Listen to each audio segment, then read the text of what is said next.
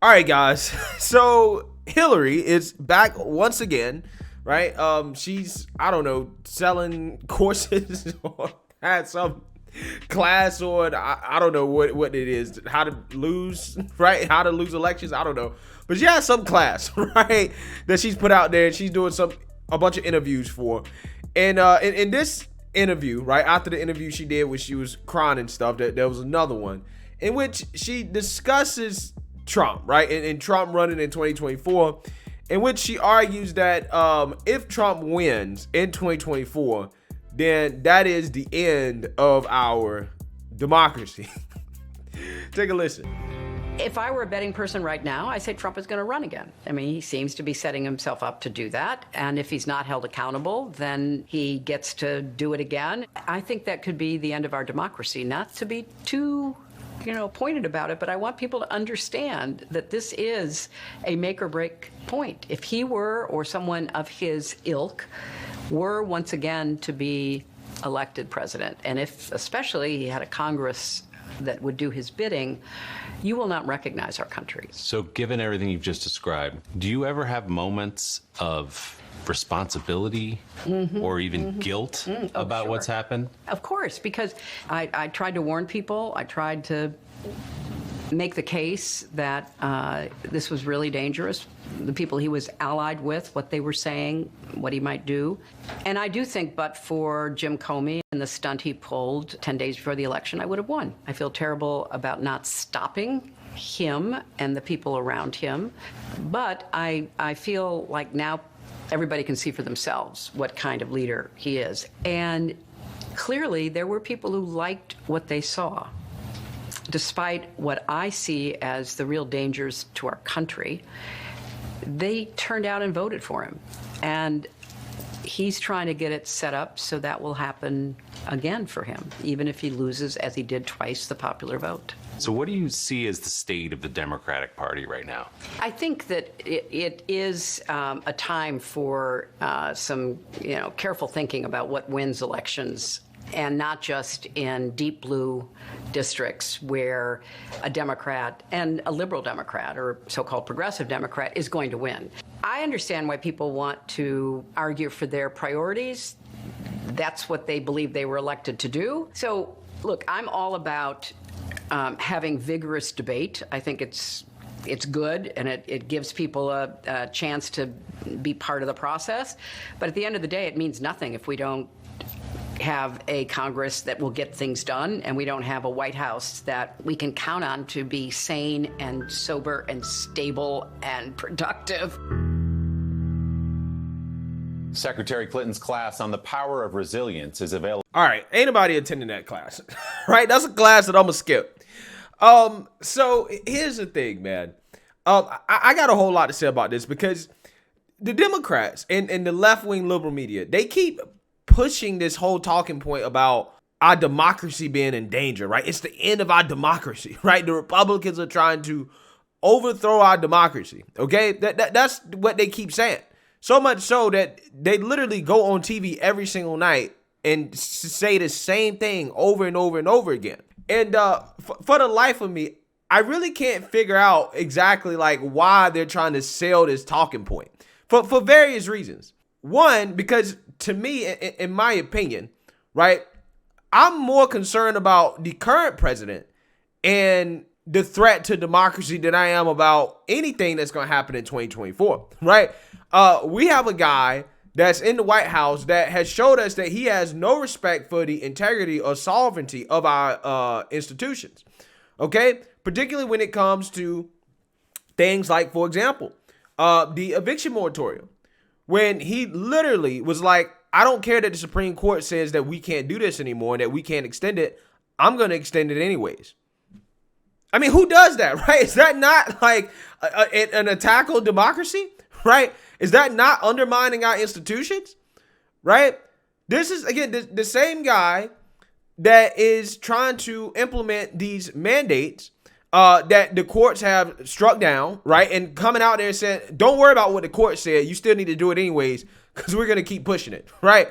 Don't worry about what the court say, okay?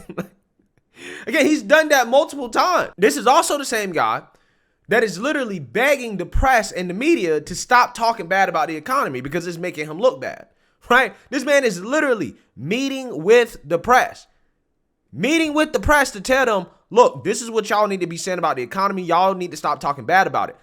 This man is, again, literally trying to create a press/media that is obedient to the state. That's what he's trying to do. But that's not a threat to democracy. That's not elements of fascism and authoritarianism. Not to mention the Democrats being in bed with big tech and trying to pressure them to censor views and opinions that they don't like, that don't go along with the mainstream liberal narrative. Again, if you want to make this argument about fascism, authoritarianism, I'm ready to have that conversation. I am, because I think that Biden has proven time and time again that he is the authoritarian that you guys wish Trump was. But yet, you're telling me that the guy that, again, you can say what you want about everything leading up until when Trump stepped down. He stepped down when it was time to step down, right? It's one thing if Trump refused to step down, if he just was like, no, I'm going to stay in the White House, and you got to pull me out. But that's not what he did. He left office, and everything else that happened before that is really irrelevant because it didn't work, right? It didn't work because he's not in office anymore. So again, I don't really know what you're talking about when it comes to Trump being some threat to democracy, because if he was really actually a real threat, then the man would have just refused to leave office, period, right? That is what would have been the case. So with that being said, if Trump actually does run in 2024 and he wins, wouldn't that disprove kind of all the things that you guys are saying is a threat to democracy, right? If Trump actually wins, see, that's what blows my mind about this. You're saying that Trump winning, if he wins, is a threat to democracy, when if he actually wins, then wouldn't that make people not be upset, right? The same people that you're saying are a threat to democracy, at that point, they wouldn't be upset because Trump won. And if Trump wins, he only can serve one term. So after that term is up, he got to go. We've already seen that Trump is willing to leave office when his term is up. So again, what is the threat? I really don't get it. Okay, I really don't get it. But the real reason why they keep saying that is because they're trying to set it up so that if Trump wins in 2024, they can say, well, you know, Trump won because he destroyed democracy. They're going to say that the Republican election integrity laws, oh, well, those laws are what's keeping people of color from voting. People of color can't vote. Black people can't vote because of these laws in place. And that's the only reason why we lost. Even though Republicans have literally been enacting these laws for years and Democrats have still been able to win elections despite these laws. And in my opinion, there's no evidence to suggest that these voter ID laws actually keep black people from voting. But this is the built-in excuse. This is the talking point that they're going to use to try to justify them getting blown out in 2022 and losing the presidency in 2024. They're already doing that. That's what they're saying. They're saying that the Republicans are going to do that in 2022, and they're saying that that's what's going to happen in 2024. Furthermore, the more that I listen to Hillary talk, right, the more that I listen to her, the more I'm getting convinced. I think she's going to run. I really do think that she's going to run. Just listen to her talk, right? For example, her basically saying, well, if it wasn't for Comey, right? Not her, and not her keeping sensitive government information on private servers. Not that, right? Not that. Comey, right? It wasn't her and her actions. It was Comey. If it wasn't for Comey, I would have won. Right? I would have won. And guess what, guys? I warned everybody about Trump. I told you about Trump before everybody else did, right? You guys should have listened to me. And I wish that I could have stopped him if not for James Comey. Not my own actions, but James Comey, right? I could have stopped him. I would have stopped him. Just listen to her talk. To me, it sounds like she's trying to brand herself as, I'm the one that can stop Trump, right? I'm the one that told you guys about Trump in the first place. I know him the best. Therefore, I'm the best person to take him down come 2024. And one of the other reasons why I'm basically kind of almost convinced, I'm about 70% there, okay, is that she talked about how the Democrats, they basically don't need a progressive, right? They need to distance themselves from progressives. That's basically what she's trying to say, right? She's basically trying to say, well, we need somebody that can work with both sides. We need a moderate. Okay. So I think Hillary, low-key, is trying to position herself as somebody that, well, one, I warned you about Trump, right? And two, I'm a moderate, right? We need somebody in the White House that can work with both sides, that can get stuff done. Because, one of the criticisms of Joe Biden, I think, is a lot of people feel like he's a lot more left than his traditional politics, because Biden traditionally has been a conservative Democrat, okay? But, because of a lot of pressure from the left and also with time evolving and stuff like that, I mean, a lot of people on the left are just going super far left. I think that has pulled him to be a lot more left than he actually really is at heart, okay? And I think that's a criticism that a lot of centrist Democrats, people like Joe Manchin, are having of Joe Biden, right? Is that he's been pulled more left than he's traditionally been. So I think Hillary, again, low-key, is trying to position herself in that way for a potential 2024 run, a rematch, right? Because nothing in her mind would satisfy her more than the opportunity to run against Trump again and win in 2024.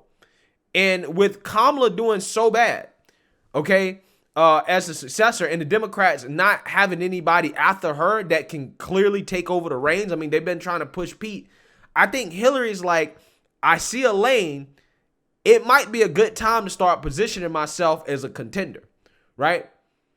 I think that's really what's happening here. I think that's why you're seeing her go on all these media tours, giving her would-be 2016 victory speech. I don't think this stuff is a coincidence, right?